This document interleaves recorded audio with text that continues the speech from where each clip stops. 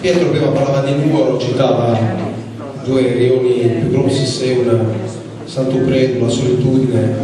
C'è una delle cose, una cosa molto caratteristica della nostra città che fa parte un po' è dentro il cuore dei nuoresi, è che è il Monte Ortobene.